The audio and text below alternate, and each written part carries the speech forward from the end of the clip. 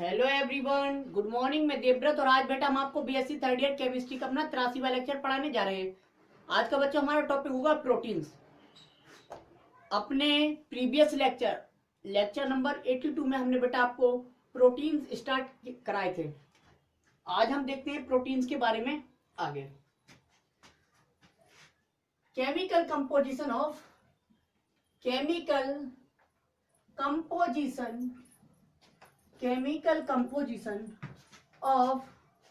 Proteins.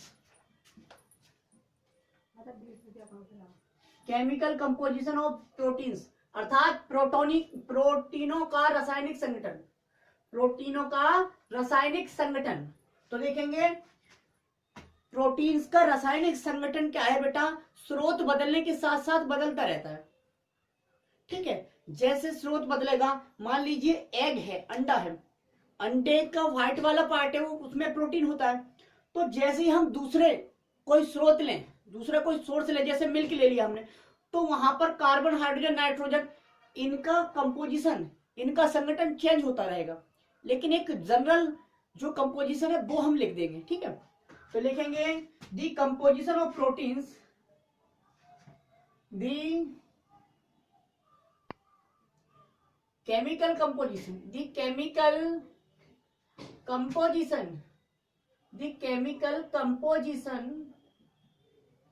of proteins the chemical composition of proteins is changed with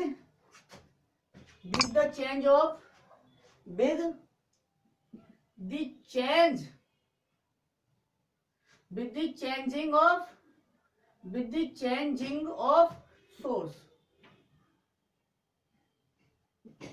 line देख लेना, दी chemical composition of proteins is changed with the changing of source, अर्थात प्रोटीनों का रासायनिक संगठन बेटा स्रोत के बदलने के साथ साथ बदलता रहता है।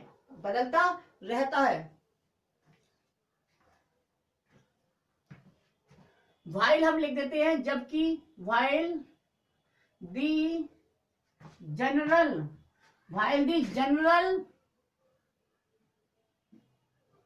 composition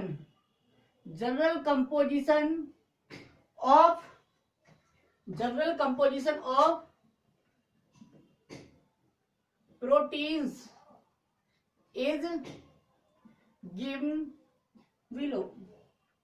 रासायनिक संगठन जो सामान्य होता है वो इस प्रकार है, देखिए आप। कार्बन जनरली 47 से 50% तक होता है कार्बन। अच्छा, हाइड्रोजन की बात कर ले भाई। हाइड्रोजन का केमिकल कंपोजिशन होता है बेटा लगभग 6 से 7%। ठीक, हाइड्रोजन। अच्छा, बात करें हम ऑक्सीजन और नाइट्रोजन की, तो ऑक्सीजन का होता है 24 से 25% ऑक्सीजन होता है जनरली प्रोटीन में। नाइट्रोजन 16 से 17% नाइट्रोजन होता है बेटा 16 से 17%। अच्छा, बात कर ले हम सल्फर की, गंधक, तो गंधक होता है बेटा 0.2 से 0.3% के रेशो में। ठीक है, सबसे कम सल्फर पाया जाता है। ठीक है, सबसे अधिक कार्बन होता है प्रोटीन्स में, सबसे अधिक कार्बन। ठीक, यह है केमिकल कंपोजिशन ऑफ प्रोटीन्स। अब बात करें मॉलिक्यूलर वेट की, बात कर लें प्रोटीन्स के मॉलिक्यूलर वेट की, अर्थात अणुभार की।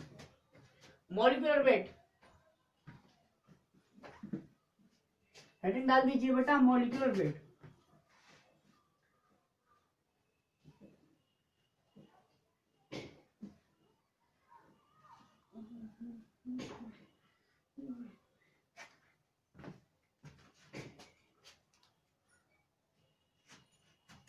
मॉलिक्यूलर वेट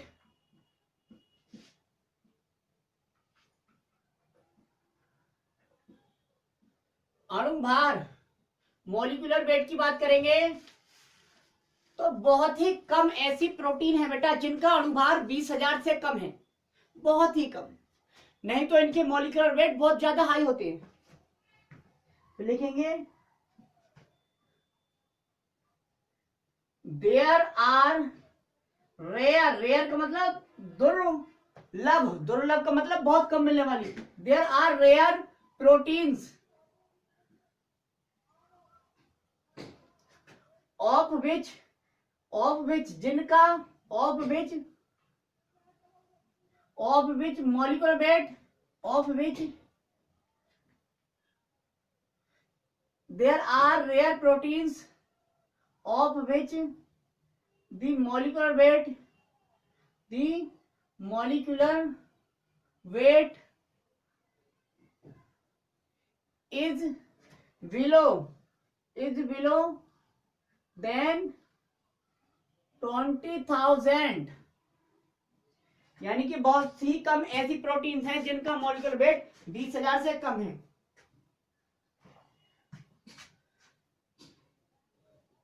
The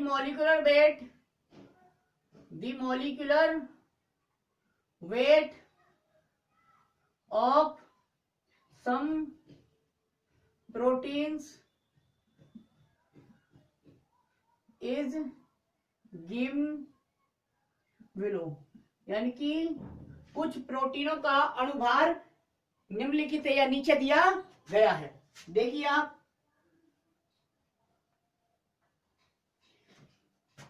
पेप्सिन, ये है पेप्सिन और पेप्सिन तथा insulin,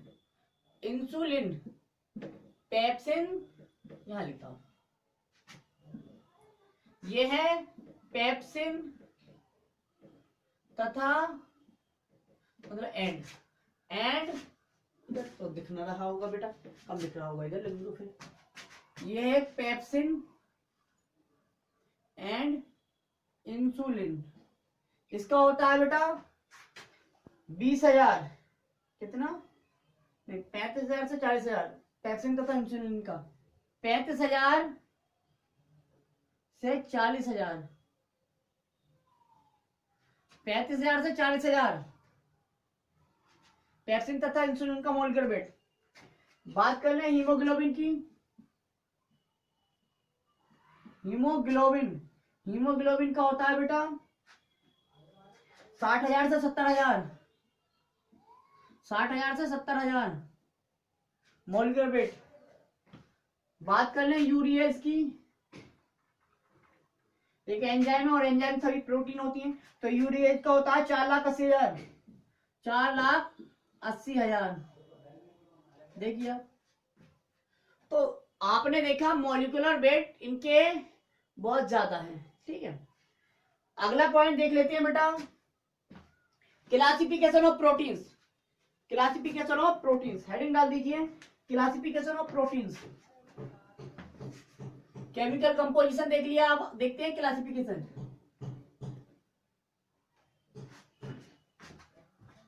classification of proteins,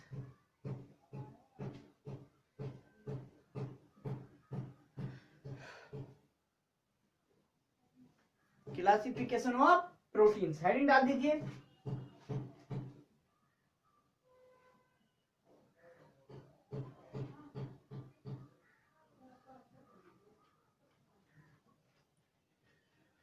classification of proteins अर्थात प्रोटीनों का वर्गीकरण, प्रोटीनों का वर्गीकरण देखते हैं बेटा, प्रोटीनों का वर्गीकरण।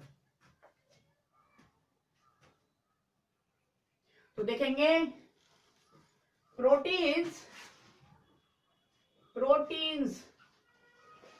Can be classified, proteins can be classified on the basis of, proteins can be classified on the basis of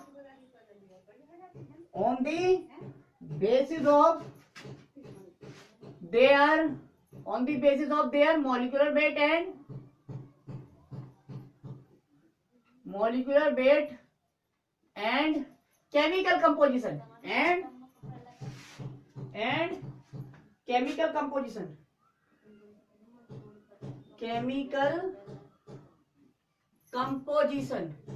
chemical composition, अर्थात प्रोटीनों को उनके अणुभार तथा रासायनिक संगठन के आधार पर, आणविक भार या अणु भार तथा रासायनिक संगठन के आधार पर क्लासिफाइड किया गया है।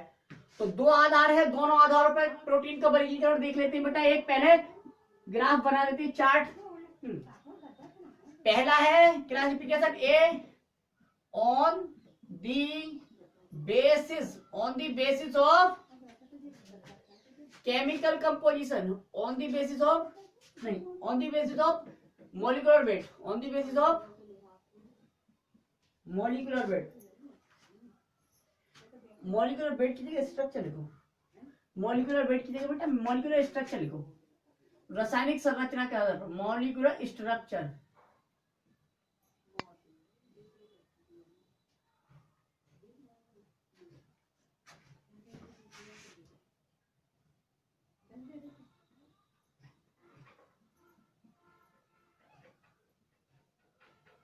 ये दूसरा है B, on the basis of chemical composition, on the basis of molecular structure. Molecular structure के आधार पर बेटा प्रोटीन होती है दो प्रकार की। First fibrous